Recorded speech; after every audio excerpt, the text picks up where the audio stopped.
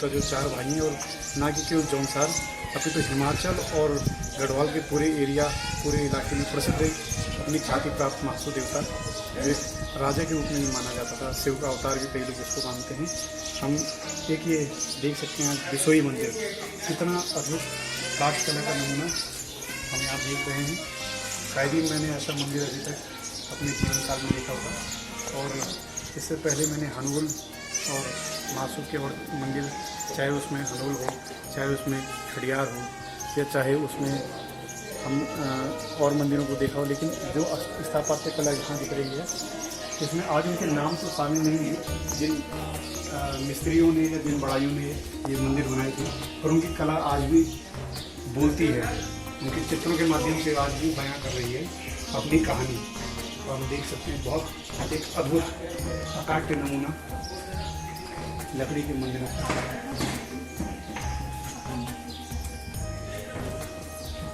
और मेरे साथ रोहन मदद कर रहे हैं।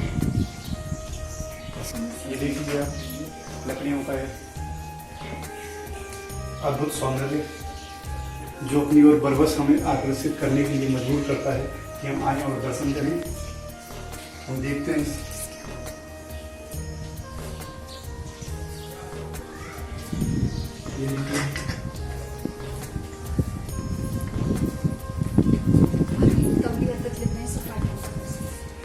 इसीलिए कहा जाता था प्राचीन काल में, आजकल हम जिसको बोलते हैं कि हमारा विज्ञान बड़ा तरक्की कर चुका है, हम IITs में और रुड़की के इंजीनियरिंग कॉलेज में लड़कों को डिग्रियां बांट के युवाओं को अच्छी हासिल कर एक प्रतिस्पर्धा के बाद एक डिग्रियां मिलती हैं। उसके बाद भी अगर उनके द्वारा जो पुल या निर्माण होते हैं या फिर बड़े भवन निर्माण होते हैं, वो जल्दी दरार से ग्रस्त हो जाते हैं या जल्दी जीर्ण हो जाते हैं। लेकिन उसी के साथ साथ आप देखिए इसमें लकड़ी का अद्भुत नमूना।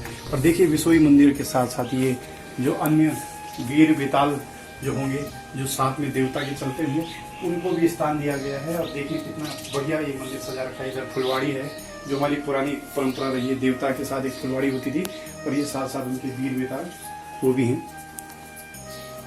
हम देख रहे हैं आगे एक सीढ़ी भी है दिख रही है। थोड़े से ऊपर चढ़ के देखें क्या क्या हमें दिखता है।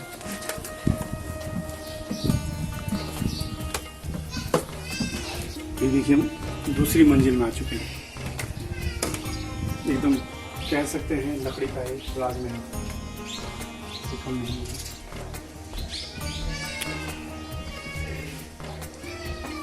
ये देखिए ये मंदिर बन है और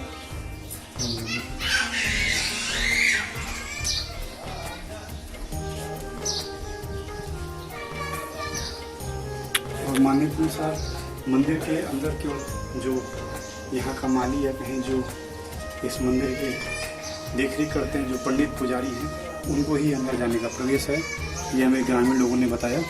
और इसकी पूजा का भी एक समय निश्चित है, उस समय में ही पूजा होगी, उसके पश्चात ही और कार्य होंगे, और उस समय में भी निश्चित। और यहाँ पे एक और चीज़ हमें देखने को मिलती है जो कि हमें शहर वालों को, नगर वालों को सीखना चाहिए। हमारे यहाँ मंदिर होते हैं, लेकिन मंदिरों में पुजारियों के साथ साथ जो भीड़ लगी रहती है जनताओं लोगों की, तो शायद वो श्रद्धा कम और पैसे का एक व्यापार सा ज़्यादा लगता है। लेकिन वहीं हम गाँव के मंदिरों में देखते हैं तो अभी भी लोगों की आस्था अधिक है।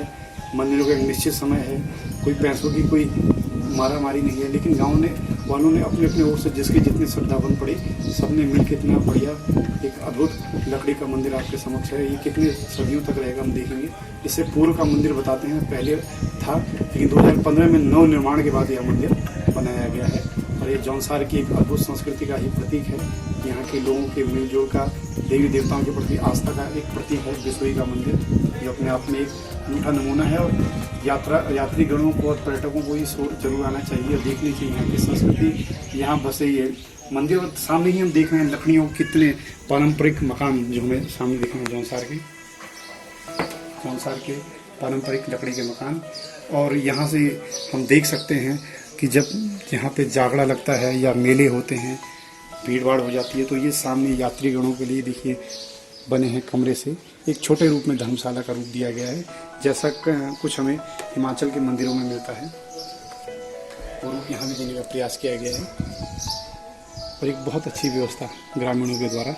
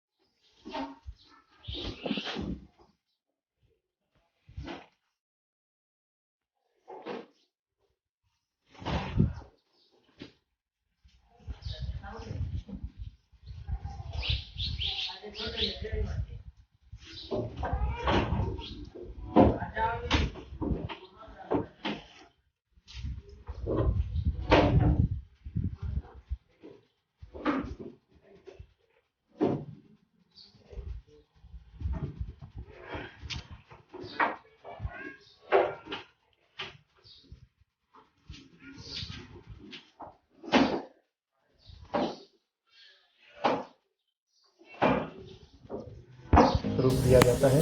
देखिए इसका आकार कितना बड़ा हो चुका है और ये स्वतंत्र विचरण करता है। और बताते हैं कि जब भी कोई यात्रीगण आते तो स्वयं ही ले चलता है, सर्वप्रथम यही आगे चलता है। और देखिए आगे और भी कुछ देवता से जुड़ी बातें बताया जाता है कि जब देवता लोगों की कुशल छीन के लिए लोग दूर दूर से आते थे और उनमें कोई दोष हो गया, तिरिया या कुछ ऐसा भूत प्रेत या ऐसा कुछ गलत छाया लग गई, नज़र लग गई, तो फिर उस नज़र टोक को हटाने के लिए जो बाकी होता था उनकी पूजा के बाद ये ऐसा कील दिया करता था जो आप देख रहे हैं। और इसमें आज का न्यूज़ में ये भी दिख रहा है हमें साफ कि तांबे के सिक्के जो अंग्रेजों के समय चलते थे, यानी कितनी प्राचीन मान्यता आप देख रहे हैं इसमें हमें दिख रही है। और ये देखिए पूजा का सब सामान देवता आता हुआ ये, और भी देवता के साथ छोटी मूर्तियाँ जुड़ी हैं।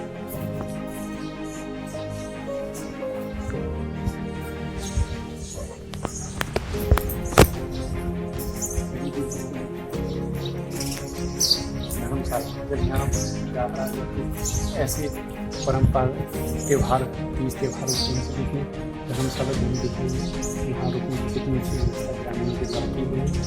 देखिए जौनसार संस्कृत में विशेषता यहाँ के लोगों का देवता के प्रति आस्था अच्छा यहाँ पे लोगों का इतना अच्छा अद्भुत लकड़ी का नमूना जो आपके समय के मंदिर के रूप में, और उसी के साथ ही देवता के लिए छोटे मंदिर, साथ में धर्मशाला और ये पारंपरिक व्यवस्था आपको कभी देखने को मिलेंगे, क्योंकि इन मकानों की अपनी एक विशेषता होती थी। अगर आप गंगा घाटी में देखें वहाँ की लकड़ी के मकान जो हरसिल में जाड़ लोग बनाए पड़ते हैं, जैसे सवाई के मकान में देखें या बंगाण के मकान में देखें, हिमाचल के इन मकानों में थोड़ा इतर जौनसार के दिखते हैं।